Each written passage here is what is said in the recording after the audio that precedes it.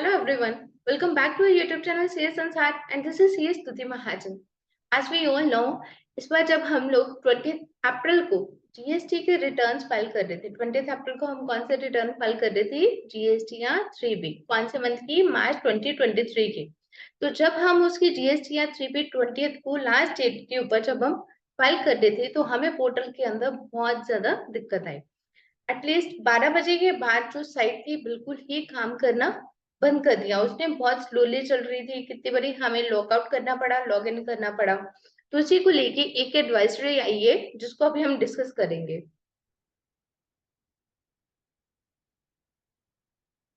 ये एडवाइजरी अगर आप देखना चाहो तो जीएसटी पोर्टल के ऊपर आपको यहाँ पे मिल जाएगी। Advisory for timely filing of GST returns. It has been observed that some taxpayers face difficulty in filing GST या 3B of March 2023 period on 20th April 2023 क्योंकि उसकी ड्यू डेट थी हमारी मार्च 2023 की। जीएसटी या 3B की लास्ट डेट क्या है? 20th अप्रैल 2023। और हम लोगों की क्या कोशिश होती है कि लास्ट डेट के ऊपर ही फाइल करेंगे। और जब हम लास्ट डेट के ऊपर फाइल करेंगे तो सब लोग ही जब ऐसे करेंगे तो साइट जो है वो ओवरफ्लड हो जाती है। On analyzing the reasons, it was noted that large number of taxpayers attempted to file GST or 3B returns in the afternoon of the last day. तो 20 अप्रैल को ही मैक्सिमम नंबर ऑफ टैक्सपेयर्स जो थी वो फाइल करते थे। उसके अंदर उन्होंने उसके स्टेटिस्टिक्स भी लिखा है 20.05 लाख जीएसटी या 3B returns were filed on that day. तो एक ह्यूज नंबर है। This resulted in a waiting queue on GST system, causing inconvenience to some of the taxpayers, जिसकी वजह से दिन भर में रिटर्न्स जो थी वो फाइल हम नहीं कर पाए। और आई थिंक उस दिन जो पोर्टल था वो 5 या 6 PM के बाद, उसके बाद थोड़ा सा नॉर्मल हुआ है। तो देन उसके बाद सारे रिटर्न्स फाइल हुई हैं।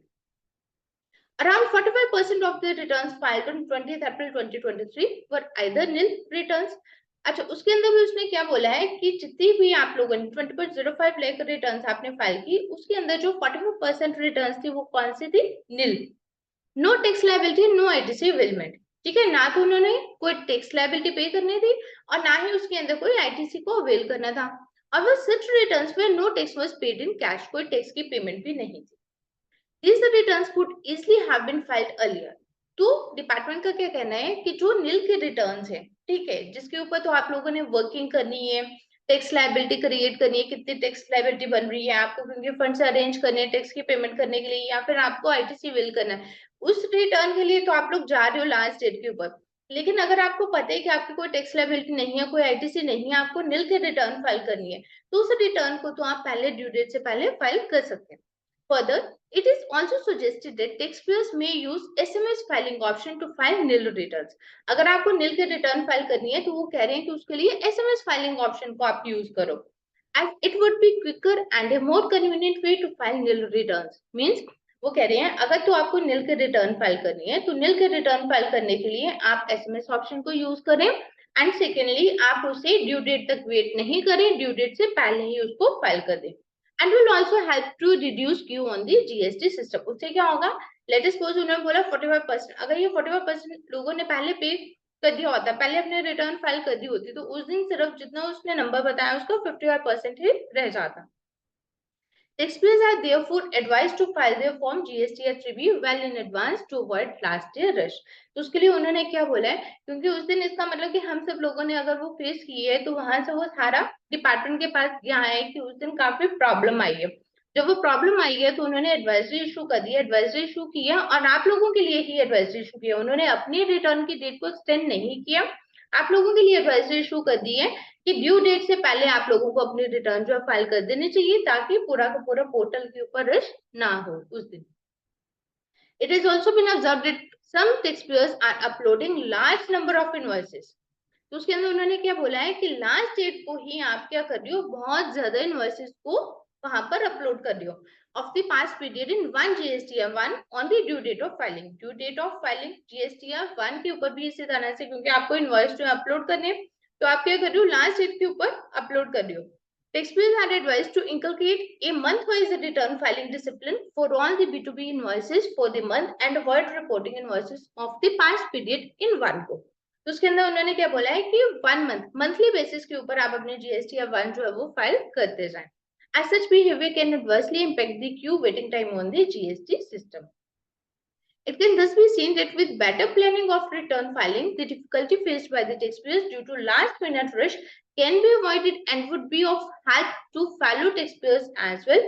It may also be noted that GST has considerably upgraded its infrastructure over a period of time. इसमें तो नो डाउट कि जीएसटी जिस समय ये आया था इस साइट के अंदर बहुत ज्यादा प्रॉब्लम थी, but over a period of time आज की डेट में अगर हम देखें तो बहुत स्पीडली इसके अंदर हम लोग काम कर सकते हैं. दैट इज अलग थिंग कि हम लोग जब लास्ट डेट के ऊपर हम लोग जब काम करना शुरू करते हैं तो उस दिन हमें बहुत ज्यादा रश मिलता है, बार बार वहां पे कर्सर जैसे वो सर्कल में घूमता जाएगा, प्रोसेसिंग होती जाएगी या फिर आपका अगेन लॉकआउट होता जाएगा सेशन. तो उस वजह से हम लोगों को बहुत टाइम लगता है. अगर हम लास्ट डेट के ऊपर कभी रिटर्न फाइलिंग करते हैं तो पूरा दिन रिटर्न को अपलोड करने में निकल जाता है. तो इसलिए उन्होंने एडवाइजरी इशू करके क्या बोला है, जीएसटी डिपार्टमेंट ने इतनी स्ट्रिक्टनेस से बोला है कि वो तो अपनी डेट को एक्सटेंड नहीं करेंगे. आपको अपनी जो ड्यू डेट्स है उसको अर्लियर करना पड़ेगा. अगर आपको पता है कि आपकी जीएसटी 1 की ड्यू डेट है वो नेक्स्ट मंथ के फॉलोइंग 11th है, तो आपको 11th से पहले पहले रिटर्न फाइल कर देने चाहिए. और अगर आपको पता है कि जीएसटी या 3B की नेक्स्ट मंथ की ड्यू डेट है आपकी 20th, तो आपको 20th से पहले रिटर्न फाइल कर देने चाहिए कि ताकि उस दिन जो रश हो, जो पोर्टल के ऊपर रश हो वो कम हो, जिसकी वजह से साइट जो है वो हैंग ना हो. तो इसी तरह से, और आपको वैसे भी पता है कि अगर जीएसटी या 3B लेटेस्ट सपोज हमने लास्ट डेट के ऊपर टैक्स की पेमेंट भी कर दी, बट अगर हमने रिटर्न फाइल नहीं की या हम रिटर्न फाइल नहीं कर पाए पोर्टल की वजह से, तो उसके ऊपर इंटरेस्ट जो वो कैलकुलेट हो जाएगा.